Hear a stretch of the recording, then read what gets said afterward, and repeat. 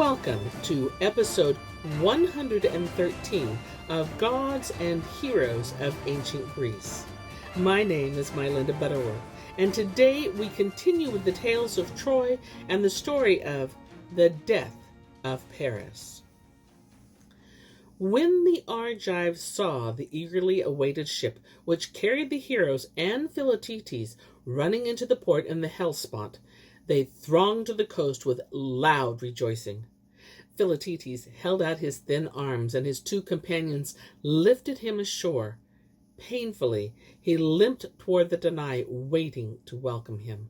They were full of pity when they saw him ill and suffering, but one of them sprang forward, gave a quick, sharp glance at the wound, and promised that with the help of the gods he would heal Philoctetes.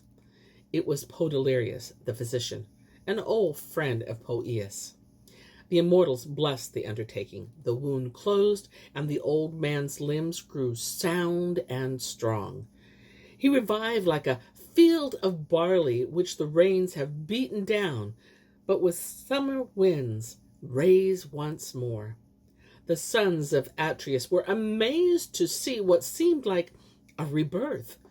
When Philoctetes had refreshed his body with food and drink, Agamemnon went up to him, took him by the hand, and said, "My friend, it is true that we were blinded in spirit when we left you in Lemnos, but it was also the will of the gods. Do not bear us a grudge any longer. We have been punished enough for what we did. For the time being, accept these gifts we have set aside for you: 7 Trojan girls, 20 horses, and 12 tripods. Feast your eyes on these and live in my own house with me. At the board, and in every other way as well, you shall have the honors due to a king." "My friends," Philoctetes replied kindly, "I cherish no grudge, neither against you, Agamemnon, nor against any other Argive who has wronged me. For I know that the spirit of a noble man must be flexible, gentle as well as stern. But now let us sleep, for those who fight do better to sleep by night than feast." So he said, and he went to his couch to rest until morning. The next day the Trojans were still burying the dead outside the walls when they saw the Argives coming toward them in full battle array. Polydamas, the wise friend of slain Hector, advised them to retreat into their city and fend off the foe from behind the walls. "Troy," he said, "is the work of gods, and what they have made is not easy to destroy. We have enough food and drink, and King Priam in the vast halls of his palace has stores enough to feed 3 times as many people as live in our city for years to come." But the Trojans rejected his counsel, and they claimed that of Aeneas, who urged them to conquer or die on the battlefield. Soon the fight was raging with full fury. With his father's spear, Neoptolemus slew 12 Trojans, one after another. But Eurymenes, the comrade in arms of bold Aeneas, and Aeneas himself, made great gaps in the Argive host, and Paris killed the friend of Menelaus, the Molian of Sparta. Philoctetes raged among the Trojans like Ares himself, or like a beating rain which floods the fields and pastures. If an enemy so much as saw him from afar, he was already lost. The very armor he wore, the armor of Heracles, seemed to terrify the Trojans, as if they saw a Gorgon's head on his cuirass. Finally, Paris dared approach him with lifted bow. Quickly he launched an arrow, but it whirred past Philoctetes and wounded Cleodorus, who stood beside him, in the shoulder. Cleodorus retreated, defending himself with his lance, but a second arrow shot by Paris killed him. And now Philoctetes took his bow in hand and cried in a voice like thunder, "You Trojan thief! You are the cause of all our woe.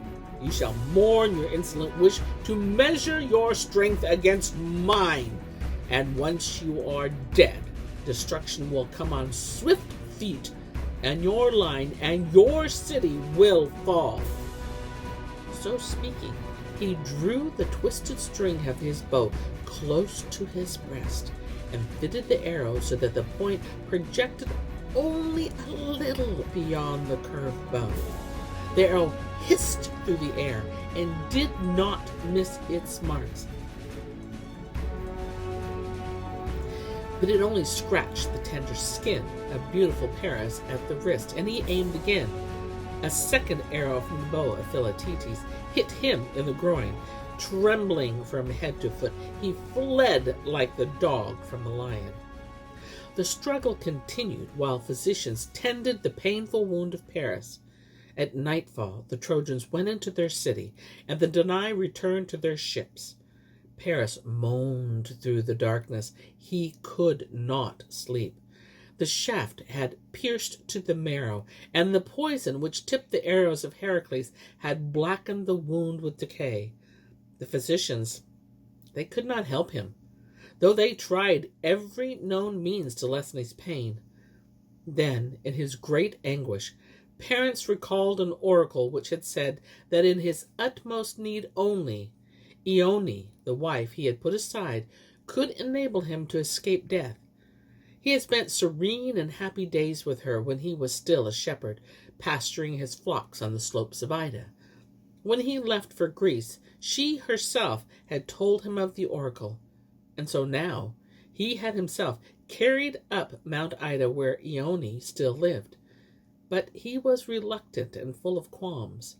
Birds of ill omen croaked from the trees as his servants climbed toward the peak with him, their voices filled with horror. But his will to live was so strong that he tried to ignore them. When they reached Ione's house, he fell at the feet of the wife he had deserted.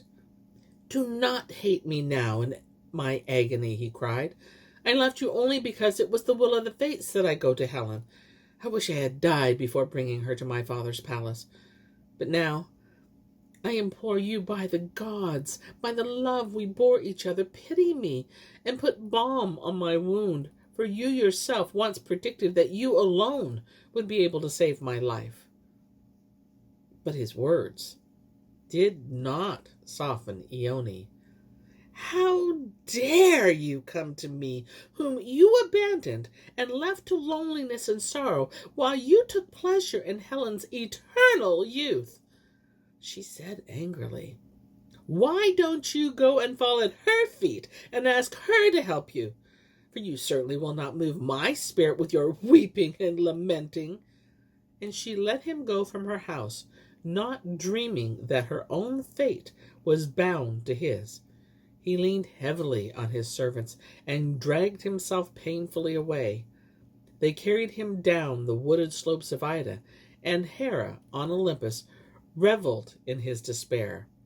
Before he reached the foot of the mountain, he died of his poisoned wound, and Helen never saw him again. A shepherd brought his mother Hecuba word of his death. Her knees shook at his message, and losing consciousness, she fell to the ground. But Priam heard nothing of this fresh misfortune. He sat at the grave of Hector, lost in grief, and did not know what went on in the world.